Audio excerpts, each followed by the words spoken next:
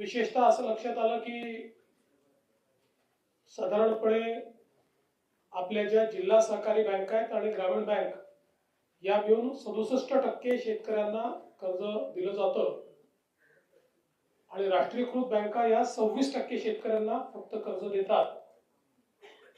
DCC आणि ग्रामीण बँकेचा जो काही टार्गेटचा अचीवमेंट आहे ते 80%च्या वर आहे, पण राष्ट्रीयकृत बँकांचं मात्र 67% आहे.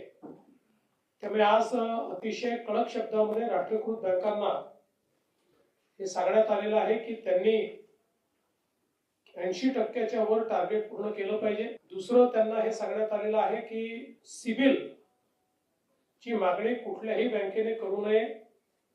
या संदर्भात मी सगळ्या बँकांना सांगितलं की हेडक्वार्टर मधून प्रत्येक ब्रँचला त्यांनी पत्र पाठवणे सांगितलं पाहिजे की क्रॉप लोन करता सिबिलची अट नाही.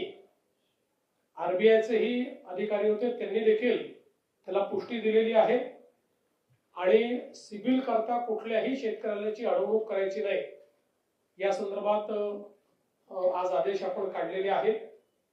यासोबत या सगळ्या बँकांची कर्जमाफीच्या संदर्भात देखील आम्ही चर्चा केलेली आहे.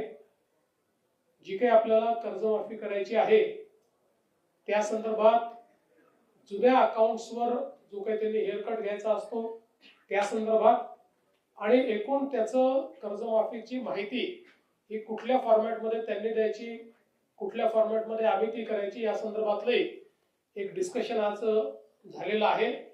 आणि मला असं वाटतं की आम्ही कर्जमाफीच्या संदर्भात जो काही निर्णय घेतलेला आहे तो वेळेत पूर्ण करू शकू अशा पद्धतीनं त्याचंही नियोजन हे आपण केलेलं आहे.